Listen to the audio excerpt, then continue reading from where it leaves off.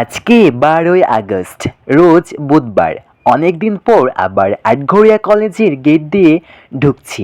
HSC লিখিত শেষের পর আজকে প্র্যাকটিক্যাল এক্সাম। মনের ভিতর ফিলিংসটা পুরোই আলাদা। একটা টেনশন, একটা শান্তি আর একটা শেষ হওয়ার আনন্দ। পা দুইটা ভারী লাগছে, কারণ জানি আজকের পর আর এই আইডি কার্ড নিয়ে কলেজে আসা হবে না। কলেজের বারান্দায় দাঁড়াই আছি, হাতে প্র্যাকটিক্যাল খাতা। বন্ধুদের সাথে শেষবারের মতো আলোচনা হচ্ছে, ভাই এইটা আসবে, ওইটা একটু দেখে নে। সবাই সবার মুখের দিকে তাকাচ্ছি। 2 বছরের স্মৃতি যেন চোখের সামনে ভাসছে। রুমের ভিতর থেকে স্যারদের ডাক আসছে। এখন আর পালানোর কোনো উপায় নেই। সাগর, আজকে তো আমাদের কলেজ লাইফ এবং কি আমাদের এক্সাম লাইফের শেষ দিন, তাই না? কলেজ লাইফ তো এমনিতে অনেক আগে শেষ হয়ে গিয়েছে। আজকে আমাদের প্র্যাকটিক্যাল এক্সাম, এটা হইলে একদম সব কিছুর দিয়ে প্রকৃতির নিয়মে এমনকি সামাজিক দৃষ্টিতে সবাইকে শ্রদ্ধা জানাই। আসসালামু আলাইকুম।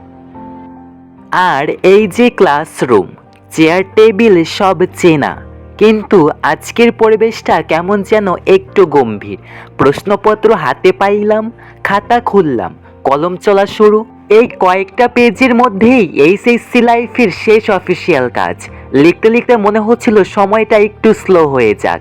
খাতা জমা দেওয়া শেষ, কলেজের গেট দিয়ে বের হয়ে আসলাম, একটা দীর্ঘশ্বাস। ফাইনালি এইচএসসি অফিসিয়ালি শেষ।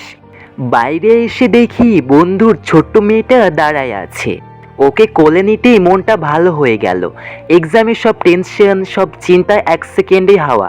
আসলেই সবশেষে এইটাই পাওয়া সবচেয়ে ভালো একটা অনুভূতি। তো যাই হোক, তারপর আর বাসায় না গিয়ে সোজা চলে আসলাম আটঘরিয়া থানার ঠিক পূর্ব পাশে শিল্পাঙ্গন কফি শপে। প্র্যাকটিক্যাল শেষে ট্রিট নিজেকেই দিতে হয়। প্রথমে গরম গরম বিস্কুট, তারপর 1 কাপ ধোয়া ওঠা চা। বন্ধুর সাথে বসে আড্ডা, হাসি আর পুরান দিনের সেই গল্প।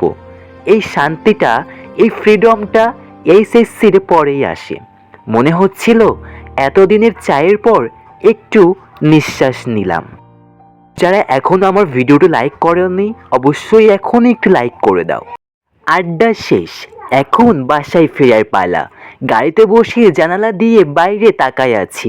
আকাশটা আজকে অন্যরকম লাগছে। এইচএসসির প্র্যাকটিক্যাল শেষ, স্কুল কলেজ লাইফের একটা বড় চ্যাপ্টার ক্লোজ। সামনে নতুন জার্নি, নতুন স্বপ্ন।